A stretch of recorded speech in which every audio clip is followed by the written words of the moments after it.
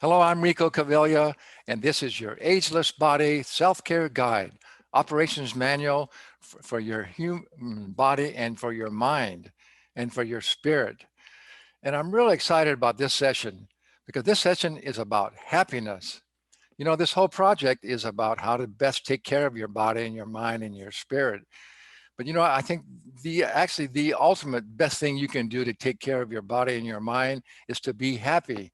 So I'm really looking forward to this. We're going to learn some really great tips on how to create more happiness in your life. And we have the perfect expert and teacher. Her name is Marcy Shimoff.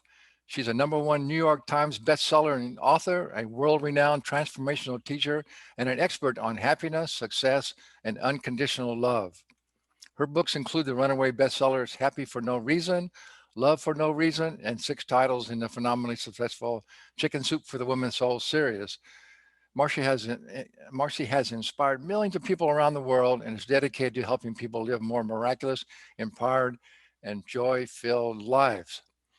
So, Marcy, thank you so much for being with us. I'm delighted to get to be here with you. Thank you so much. So we're just going to jump right into it. And actually, my first question is really, how do you define happiness anyway? That's kind of Yeah, great question. So most people, where I think we have it backwards in our culture is we think that happiness is a result of something. I'm going to get my happiness from something. And that is where we make our #1 mistake. Because how I define happiness, I call it happy for no reason, is an inner state of peace and well-being that doesn't depend on our circumstances. So it's great to have everything working in our life. Of course, we love to have, a great relationship and wonderful health and everything on the outside working. But the reality is that when we get the inside working, the things on the outside start working a whole lot better. And so that's what happy for no reason is this inner state of peace and well-being that doesn't depend on the outside. Yeah, I totally agree. You know, I like to tell people that happiness is really a choice. You know, you can choose to be happy or not. And if you're basing your happiness on all the external things that happen to you, you know, life is challenging, right? It's always going to be up and down. So if you base your happiness on what externally is happening to you, you're going to be unhappy a lot of the time. So I totally agree. I think it's a choice, isn't it? Well, actually, yes. And the reality is, here's the thing, because I was not happy. I was a totally unhappy camper through my life. And I worked really hard to get all the things to make myself happy. And, I still wasn't. Let me just share a little piece of this, and then we're going to get really practical because I Okay. love practical. Sure. But I think that a lot of people can relate to this. I was born depressed my whole childhood, and in my 20s, I thought I'm going to set goals for myself, and then I'll be happy. And I set 5 goals. I wanted to have a successful career helping people. I wanted to have a great husband or life partner. I wanted to have fabulous friends, a comfortable home, and the equivalent of Halle Berry's body. I don't have Halle Berry's body, but I have a healthy body for which I'm very grateful. And I will tell you, Rico, I had a turning point moment in 1998. I had 3 books in the top 5 on the New York Times bestseller list. I had everything else on the outside working. I worked really hard. I was totally burned out. And I had just given a speech to 8,000 people and autographed 5,432 books. And I will tell you, on one hand, I felt like an author rock star. But after signing that last book, I went up to my hotel room and looked out the beautiful panoramic view it was in Chicago, of Lake Michigan. And I turned around and I collapsed onto the bed and I burst into tears. And I burst into tears because I realized that I had worked so hard to get all those outer things in a row, and I still wasn't happy. And, I still felt that emptiness inside. And that's when I decided I am going to find out what is this secret to happiness. And here's what I want everybody to know. And then I'll go into the real specifics. I want everybody to know that research has found that we all have a happiness set point. It's like a thermostat setting. And no matter what happens to us, whether it's good or bad, we will return to that thermostat setting. And what that means is you could have great things happen and you'll be happier for a little while, but you will return to that thermostat setting unless you do something consciously to change it. And so what I'm going to share with you today is what are the things that you can do to raise your happiness set point. And what's been found is that 10% of your happiness set point is circumstances. The other 90% is your genetics and your habits. And your habits, when you change your habits, you can change your genetics. So Absolutely. 90% of our happiness is these habits, and they span a whole bunch of areas, not just one area. So it's, our thoughts matter, like you said, but it's not the only piece to our happiness. There are 7 main areas of happiness, and we'll get to talk about those. That's such a good story. Yeah, I think everybody can relate to that. Many people can relate to that. And thank you so much for that. Okay, you know what I really I think what would be really valuable for our audience is you wrote an ebook too that's it's called The 5 Secrets to Creating More Happiness, and I think it's so good, and I'm so we're on the same page as actually, so to speak, as well. And so I think if we went through those 5 secrets of creating more happiness, I think that would be really helpful. That would be really great. And you know what? I love what you're doing with this fantastic summit is you are taking a holistic approach. And so before we go into these 5, let me just share with you that there's 7 main areas to focus on to be happy. And I want to go through those with everybody because if you can identify where you're the weakest and start there, you're going to have the best results. Yeah, And so I know it's perfect. hard for people to remember 7 of anything. So I created an analogy. I call it building your inner home for happiness. And a home has 7 areas. It's got a foundation, 7 main components: a Hmm. foundation, 4 corner pillars, a roof, and a garden. And here's how this relates to happiness. The foundation is taking responsibility for your life. You know, are you a victim? Do you show up blaming, shaming, and complaining? Or are you a victor where you go, okay, I'm empowered, I can make my own choices? So that's the first step. Then there's the 4 corner pillars, and they're the pillars of the mind, the body, the heart, and the spirit. And you're covering all of these in your amazing summit, which I love. So the mind, the body, the heart, and the spirit. And then you've got the roof, and the roof is your purpose or passion in life. Are you living a passionate life? And then finally, the garden is, who do you surround yourself with? Are you surrounded with roses and gardenias, you know, people who are cheering you on, or are you surrounded with some negative people? So look at that and say, where are you the weakest? And that's where you want to start your happiness journey. So Rico, I'm going to put you on the spot. Where do you think you're the weakest? I'm the weakest.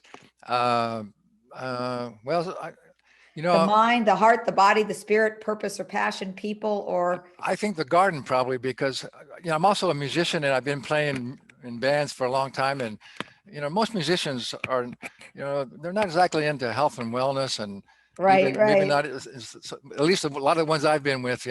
So and I don't know why, but I have a lot of people that seem like I need to try and raise up their consciousness a bit. So Well, you, I need to improve that. And you know yeah, what? Just doing this project, I've met so many great people that I've become friends with. So that I think my garden's a lot better now. that's great. That's great. So you want to go through these secrets to a happy life, is that Yeah, right? yeah. So your very first one, I really love it too. It's called Savoring the Sweet.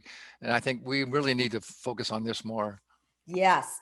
So this one has to do with the pillar of the mind and our thoughts. The average person has 60,000 thoughts a Mhm. day. And for the average person, 80% of those are negative. Mhm.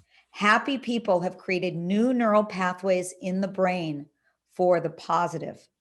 And here's how you do it: 3 steps. It's all about savoring the sweet. Number 1, you be on the lookout for the good. You actually want to pretend that you are you're a detective, and your job every day is to find really cool things, you know? Like one woman says she pretends she's the Academy Awards committee, and every day her job is to give out 5 Academy Awards. So she'll be walking down the street and there'll be a cute dog and she goes, "Oh, that dog gets the cutest dog of the day award." So you just be on the lookout for it. Mhm. Number 2, you savor it. And what that means is you actually let it land in your body for 20 seconds. See, most of the time we notice good things and it's just, here and gone. And that's not enough time to allow the mind to create new neural pathways in the brain. So what you really want to do is take it in and savor it. Go over to the person and say, socially distanced, but go to the person and say, "That is the cutest dog. Your dog gets my cutest dog of the day award." Or really take in that sunset rather than just glance at it and go, "Oh, that's nice." It's actually taking in the good, taking in a compliment. And then the third piece is to look for a 3-to-1 ratio. In other words, 3 positives to every 1 negative. And that creates this whole process creates new neural pathways in the brain. But you've got to savor the sweet for at least 20 seconds. Well, that's about being grateful as well, right? Yeah, Be grateful exactly. for all the good stuff in your life. Let me ask you real quickly though, too. Why do you, we always heard this, that like 80% of our thoughts are negative. Why do you think that is? Really, I love to speak to that. We inherited this tendency from our cavemen ancestors who needed to remember the negatives in order to stay alive. Oh, yeah. But that was a lot of years ago. We no longer need that to the degree that we have it. A friend of mine, Rick Hansen, calls it the Velcro Teflon syndrome. We Mm. Velcro the negatives to us, but we Teflon the positives. If you get 10 compliments in a day and 1 criticism, what do you remember at the end of the day? Yeah. The criticism. Happy people have reversed that. They remember and Velcro the positive. So it's a matter of creating new habits. Yeah, that's so good. And also, I think we just tend to get a lot of negativity even from our parents and from people around us when we're That's really right. young, I guess. Yeah. That's right. Yeah, that's so good. Yeah, that's really good. All right. So the number two is stepping into self-love. So good. Well, self-love is about, the pillar of the heart. There is not a happy person that I've ever met who didn't live with an open heart. And where that starts, that open-heartedness starts with ourselves. We tend to really, give and give and give a lot to maybe others, but there's a lot of self-judgment, self-criticism. So I'm going to give you 2 things to do for self-love. One is a practice that I learned that I love. It takes about a minute. And I learned this from the Institute of Heart Math. They're the Uh-huh. world's leading researchers on the Heart-brain coherence. brain coherence, I heart love rhythm that. coherence. So can we do a little practice together, Rico? Yes, yes, Okay. that's so good. So what they found is that 5 minutes of anger can suppress the immune system for up to 6 hours. Wow. But 5 minutes of gratitude and love and open-heartedness and appreciation can strengthen the immune system for up to 6 hours. There's an enormous correlation between happiness and health. In fact, research has shown that happier people are 1/3 less likely to get sick. They live on average 9 years longer. I mean, there's huge health benefits of happiness. But even just in the short range, anger is going to weaken the immune system, and love is going to strengthen the immune system. So this practice that I learned from Heart Math is called the inner ease technique. And we're just going to do it for a minute. And I want everybody who's watching to do it along. It's no fun to just, you're not going to get any benefit by just watching us do it. Yeah. And I want you all to tell me how you feel after a minute of doing this. And it's very simple. So Rico, you're my guinea pig. So I'm going to Yeah. ask you how you feel when you're done. First step is put your hand on your heart. And we're going to do this with our eyes closed, though you can do it with your eyes open. So if you'd close your eyes. And just having your hand on your heart starts the flow of a chemical called oxytocin. And oxytocin is known as the love hormone. It helps us feel more connected to each other. But when your hand is on your heart, it's connecting you to yourself and more oxytocin. Now, the second step is to just breathe through your heart, meaning inhale into your heart and exhale out of your heart at your own pace. But on each breath, imagine, you can picture, or you can feel that you're breathing, inhaling into your heart and exhaling out of your heart. It's called heart-focused breathing. Breathing into your heart and breathing out of your heart. Now you can let your breath go farther down into the belly as well. Just imagining it coming in through the heart and out through the heart. You might already start to be feeling a little different. And now finally, the last step is on each inhale. I want you to imagine that you're breathing in love, ease, and compassion. So every time you breathe in the feelings of love, ease, and compassion. And on your exhale, just imagine breathing out through your heart. On your inhale, breathe into your heart love, ease, and compassion. Again, at your own pace. Now you can remember or think of somebody who helps you feel that. Could be a beloved four-legged as well. You can remember a time that you felt that. Or you can just say the words silently to yourself love, ease, and compassion. All of those will work. So breathing into your heart, love, ease, and compassion. And on the next exhale, you can just gently bring your hand down and slowly open your eyes. And as you open your eyes, just notice, how do you feel any different than you felt a minute ago? So that was just a simple process. Rico, did you feel any different? Well, I'm already feeling really good and grateful of just being here speaking with you. But yeah, there's no question. I do that practice. In fact, I learn it a little bit more how you do it. I like it a little bit better than the way I've been doing it. It's so calming and it makes you just feel so good. Yeah. So, what most people feel is calm, grounded, ease, love. All of these are indicators that you've moved into what's called the love response rather than the stress response. And, doing it once is a nice thing, but it's not going to make any change in your life. Here's what will make change. Try doing this a couple of times a day, maybe 3 times a day for the next week or two. And what you'll start to do is you'll start to habituate your body to be in the love response. And I do it. I'm standing in line at the grocery store Oh yeah. and I have my hand on my heart, my eyes are open and I'm doing it. Or I do it if I'm on the phone with somebody. You can do it, with your eyes open or closed, and just use your own life as an experiment and see what happens. Yeah, that is So so that's good. that's one practice for self-love. And I've got a second self-love practice. Are we good with the second one? Sure. I want to just give you as much as we can here. Yeah, no Simple problem. question. And the simple question is, what's the most loving thing I could do for myself right now? So good. Write it on a post-it. Put it up on your mirror, your counter, your computer. And a couple times a day, just stop and ask that question. What's the most loving thing I could do for myself right now? It might be I could drink a little water. Yeah. It could be I could go outside and get some fresh air, or I could call a friend, or I could just start, I could do that inner ease technique. Just start noticing, what can you do to be kinder and more loving to yourself? That's so good. I have a saying, the more you love yourself, the better your life becomes. I agree with that wholeheartedly. So good. Oh man, this is some really good stuff. So I hope everybody watching and listening is really paying attention. And if you just, again, I want to just remind you that if you, all of our experts, but particularly today too, if you just begin to practice these things that you're learning, it's going to make a huge difference in your overall health and well-being. Hmm.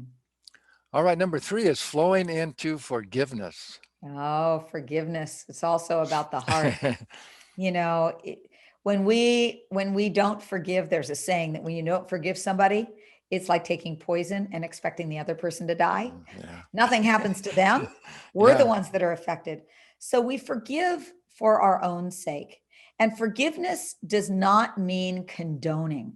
So when you forgive somebody, it doesn't mean that you're saying that what they did was okay. It means I'm going to release that so that I can move on in my own life.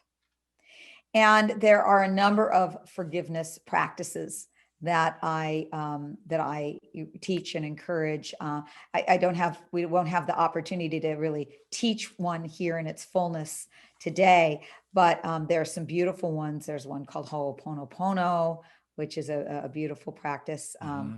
And what I want to suggest to people is that you really do some soul searching. Who in your life do you need to forgive? And including yourself. Very often it includes our self forgiveness. And then really make a commitment to doing some form of forgiveness practice. I mean, I love Ho'oponopono. It's such a simple practice. It just involves 4 phrases. I'm sorry.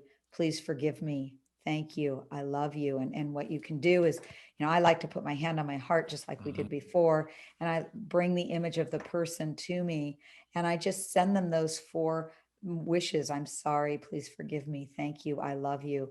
And I spend 3, 4 minutes doing that until I feel shifted. And sometimes you have to do it day after day. Some people it might be take you a while to get there. And then I always like to do that with myself as well, because if I'm holding some resentment towards somebody else, there's probably something within myself that I need to be forgiving as well. Yeah. To me, I think that's the biggest part of forgiveness is really forgiving yourself. Because I think we have to always recall too that no matter what situation occurs and we want to blame somebody else, we're involved with it as well too. So it's really about forgiving yourself because you're the one that's if you're not, you're the one that's suffering from it, like you said. Yeah, that is so good. Yeah, and I want to Yeah. remind people too that there's a PDF that comes along with each session with Marcy's session. So in there you'll be able to contact her and go to her website and see all the different things that she has to offer, and you'll get a lot more information and get a lot of help there as well. Okay, so we're on to number 4 here, I think. Number four is powering up your prana. Such a good Mm. title. I like that. Powering up your prana. Prana is a word from India, a Vedic word. It means life force, your vitality. And it's also called chi or ki. We all want to have more vitality. It's what brings life to our life. And there are many ways to power up our prana. Of course, I'm sure you've spoken about this with a number of other people as well. There's a lot of physical practices, exercise powers up your prana, breathing practices. I spend, a good amount of time each day doing some specific breathing practices, alternate nostril breathing, and I do some breath of fire breathing, but I'm not going to teach those because I'm sure maybe perhaps other people have shared those. I want to share with you something that perhaps you haven't heard of to power up your vitality. And Okay. that is something called a sunning meditation. Mm, And I learned this from a Chinese song master named Gilles Marin. And he said this is the number one way, in his opinion, to create more serotonin in your life. And serotonin is one of the happiness chemicals. And serotonin makes you feel good, but it also helps create more melatonin. And melatonin helps you sleep well. And when you sleep well, you also create more serotonin. So it's a cycle of serotonin, melatonin, serotonin, melatonin. And, some of the research shows that the quality of the sleep you got last night has a bigger impact on your happiness than your marital status or your income. I think that's So true. it's the quality of, because it affects our vitality. So here's the sunning meditation that's going to improve your serotonin, which will make you happier, and also improve your melatonin, which will help you sleep better. You go outside when there's sun, and I'll tell you what to do when there's not sun, because there's a solution for that as well. But when you have sun, and Rico, you're lucky you live in San Diego. There's a lot of sun there. And even if there's clouds, you can do this. And here's what's super important. You make sure you close your eyes. You look up towards the sun with closed eyes, and you allow the rays of the sun. The sun is the major source of prana on the planet. You allow the rays of the sun to come in through your closed eyelids and imagine them going inside of the center of your head, your pineal gland, and it activates the pineal gland. And you do this for about 2, 3 minutes, only if it's comfortable. If you feel like your eyes lids are burning, you stop. But you build up to a couple of minutes, and you can also imagine the sun coming in and warming up all of your body, all of the chakras in your body, or all of the glands in your body. And what that does is it rebalances your entire system for greater serotonin. So just 2 to 3 minutes, a couple of times a day. Do this for a couple of weeks and report how you feel, because my guess is you're going to feel a whole lot better. Now, if there's not sun, and you can do this early in the morning, you can do this towards sunset. It doesn't have to be the bright shining Mhm. sun. But if you don't have sun, then you look at anything in nature that's beautiful, Mm. because beauty also creates more serotonin. So it could be a beautiful tree outside. It could be some flowers. It doesn't even have to be outside. It can be a plant, something of nature that will help create more serotonin. That is so good. Yeah, that's so.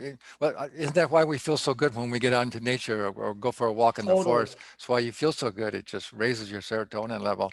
You And I bet. just want to add too that it's so important to to get out in the sun. I mean, also do that sunning exercise, but just to be out in the sun, you Mhm. get your vitamin D, and it just warms your body and your soul as well. So people are so afraid of the sun. Obviously, you don't want to get sunburned. You don't want to be out too long and get sunburned, but you need to get some sunlight every day.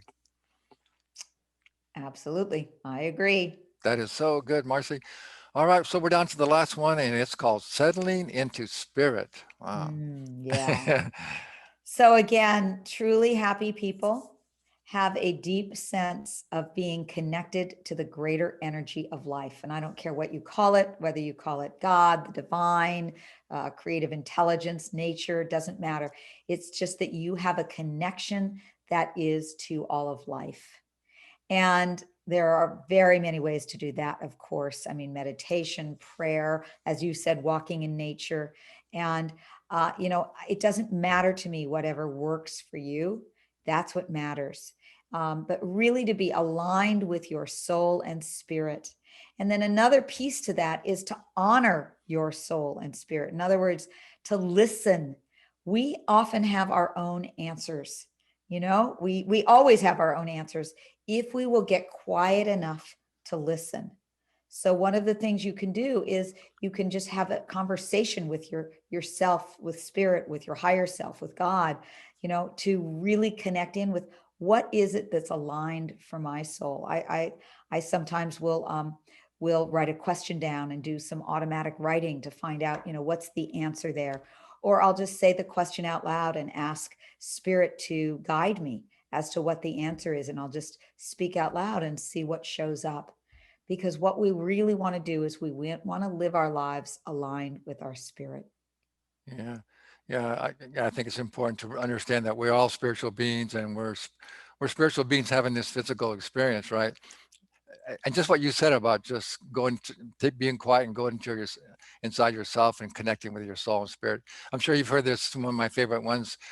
It says you can search the world over, Mm. looking for the meaning of life, but come home and just sit still and know yourself for the first time.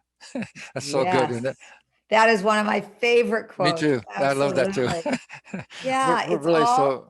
it's so much about awakening to the truth of who we are. It's not so much about it's not at all about going and getting. It's about unveiling. It's about revealing. It's about opening to the truth of who we are, our essence, which is spirit. And yeah. And I That think is everything that you're talking about in all of this project that you're doing is all about really opening up to the truth and the essence of who you are. And when that happens, ageless, great health and vitality and love and happiness and everything. absolutely that is so good. So the last thing I have one more question for you, but Sure. and also in the same ebook you had this quote which sums it all up too. It says, "Happiness resides not in possessions and not in gold, but in the feeling of feeling of happiness dwells in the soul." In the That's so good. soul. Yeah. Yeah. I like to say that being happy for no reason is you're not trying to extract your happiness from your circumstances. What you're doing is you're bringing your happiness, meaning your open soul, to your life You're experiences. just allowing it to come, Right. receiving it. We're just allowing it, right? Yeah. Okay, here's my last question. This is the hardest question of all. It's Okay. a I'm lot. I ready. ask, you ready? I'm ready. I ask everybody. Okay, so what ideas do you have to actually get people to actually take action on your recommendations? I like to tell people always, knowledge without action is useless, right? So, Yes. so what ideas do you have to get people to say? Because most people say, "Well, it sounds so great, it sounds so Right. good," but then they don't take action on it. Yes. I have two words for you for that. And the words are baby steps. Okay. Baby steps. The reason that people don't go do all of this is they feel like, well, that's too much to do. And it's a way to get out of it. What I tell people is to take one thing, just one. I don't want you to take more than one. One thing that we talked about here today, and just start doing that for Yeah. the next week. Now, none of the things that I mentioned take more than 2 minutes. And I know we don't have a lot of time. Everybody's got 2 minutes. Yeah. 2 minutes twice a day, and baby steps. Because what happens is when that starts working, and you start getting a cycle going, like a self-perpetuating good cycle going. Oh, like that feels good. Okay, let me do another one. So just take baby steps and you will get there. That is so good. I have 3 words. Okay, Just do it. just do it. Just do it like Nike. Yeah. Marcy, Yeah. that was so good. That was awesome. And I really appreciate all you had to offer. And thank you so I much for that. I have one other thing that I would love to share, if I may. Sure. Just in one last idea, because people always ask me, isn't this selfish, to want to be happier? What about the rest of the world? I mean, I want to be a contribution to the world.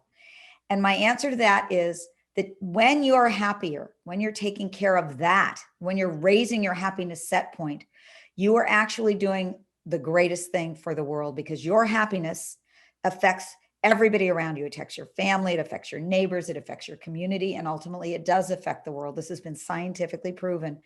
So I want to sum this up by one proverb that I love. It's a Chinese proverb that really says why I care so passionately about each one of us being happy. And it goes like this. It says, when there is light in the soul, there will be beauty in the person.